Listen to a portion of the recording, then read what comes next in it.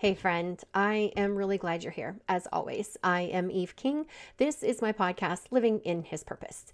So, this episode is one of those conversations that I wish that we could have sitting across from each other, sipping on our coffee and our hot tea, because it's not something that I've mastered or completely figured out.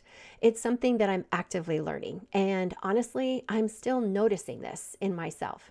And the holidays have a way of magnifying these things to the surface, even when they don't really start there. So lately, I've been paying attention to this frustrating space, this one habit that I have, where I want to do one thing, something I know that would support my growth and make me happy, and I just don't do it.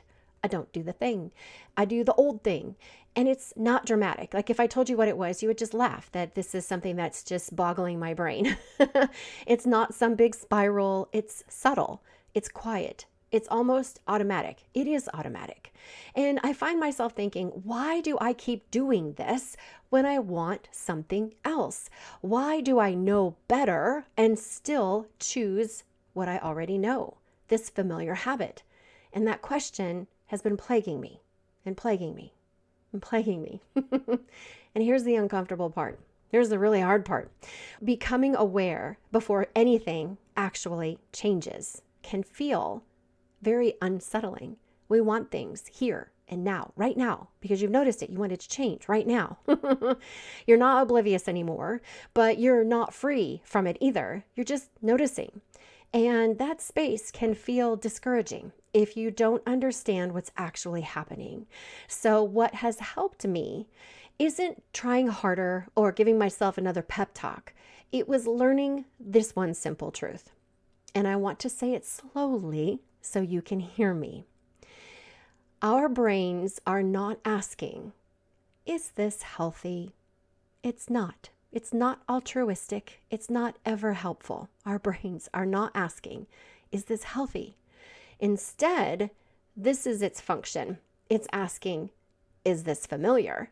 So when I heard that, when I started thinking about how our brains work outside of how we want it to work, it made me soften a little bit inside because suddenly this isn't all about willpower. It's not about discipline. It wasn't about something being wrong with me because I'm ever running into what's wrong with me issues, all right? My mind was doing what minds do. It's reaching for what it already knows, the familiarity. And once I saw that, once I heard that explained to me, I stopped being so hard on myself. And instead of asking, why can't I get this together? It's a stupid, simple habit. Why can't I change it? I started asking other questions like, what feels familiar here? And that question has changed the tone of my inner conversation completely. And if you know anything about me, my inner conversation, especially here at home by myself, is not really inner, it's very outer. But it has changed my conversation with myself. It's moved me from judgment to curiosity. And that is such a beautiful word. It's such a beautiful thought to know that we can just be curious about something. We don't have to just lambash it and be done and move on. We can just stop and observe. And that's when the holidays started to make a little more sense to me because the holidays are full of familiarity, familiar people, familiar spaces, familiar expectations, familiar roles that we slide into without even realizing. So if patterns feel louder this time of year, it's not because you're going backward or losing your mind. It's because your brain recognizes the environment and responds the way it always has. Now, for some women during this season, it looks like this. You're overfunctioning. You start doing more, you're managing more, you're holding more. For others, it can look like guilt, feeling uneasy when you rest or when you don't show up the way that you always have. And for some, it's resentment that's quietly building, or avoidance, or emotional shutdown that you just can't quite explain. None of these are flaws. They're patterns. And patterns form because at some point they were helpful. This is especially true if you're a caregiver or a nurse. You know exactly what I'm talking about. Our nervous system has learned that staying alert keeps people safe.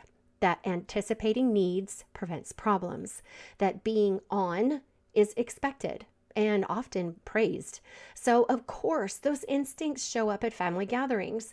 Your brain isn't confused, it's consistent, and that matters because consistency doesn't mean correctness, it just means familiarity.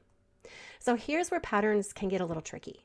Over time, they start to feel like who you are, and you say things like this: I'm just the responsible one. I'm the strong one. I'm the one who keeps things together. But those are roles that you've learned to play. They are not your identity. And the holidays have such a way of pulling us right back into roles before we even notice it's happening. So instead of asking yourself, how do I stop this? Because I ask it, I hear others ask it, and it usually just creates a lot of pressure inside yourself. I want to invite you to ask something gentler. Be nice to ourselves. Why do we struggle being nice to ourselves? We're the only self that we've got. We've got to be nice. So ask something like this: what pattern shows up most for me during the holidays? Or you could say something like this: when did this pattern first become useful? What does it protect me from feeling? And you don't have to answer right away. Just noticing is powerful. And I'm learning that growth doesn't always look like forward motion. And I'm going to say this, for those of us that are doers, that are check off listers, this is very hard. This is a hard thing. Sometimes growth looks like awareness. That's growing. Sometimes it looks like compassion. That's growing. Sometimes it looks like just sitting with yourself instead of forcing change. Ooh, super hard. Super, super hard, especially if you're a doer. But maybe this holiday season isn't about becoming someone new. Maybe it's about recognizing what's familiar and giving yourself permission to choose differently when you're ready. So before we wrap up, I just want to say this. If you're noticing patterns in yourself right now, whether it's during the holiday or just in everyday life, that awareness is not small. It's actually where change begins. Most of us don't need more pressure or more willpower. We need space to understand ourselves better. And that's one of the reasons that I feel that coaching can be so powerful, so powerful. It gives you a place to slow down, notice what's familiar, and start choosing differently with support instead of that self-judgment. And if this conversation has resonated with you, I'll just share that my Identity Reset coaching experience is opening in mid-January. It is a gentle, guided space where we look at what in the world identity is, what the patterns look like, what is the false identity that we're telling ourselves, what thoughts and habits are associated with that false identity, and do you know your true identity? If you don't know your identity, how do you know your calling? How do you know how to live out your calling? And we all have one.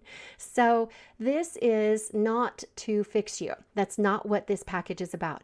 It's about helping you grow with clarity and compassion. So there's no rush. The holidays are a lot. They are a lot. And we've still got 2 weeks more to go. But if you feel that quiet nudge towards something different, I'd love to walk with you through it. You can find the link in the show notes when you're ready. And until next time, be kind to yourself. And remember, awareness is powerful and you're doing better than you think. Thanks for listening, friends. Please share, please like, subscribe, all the stuff. I really, if you're out there and you love what you're hearing, support me. Support this ministry, support this work, share with others. Many others need to hear this message. I am convinced of that. I love you all. I'll see you next week.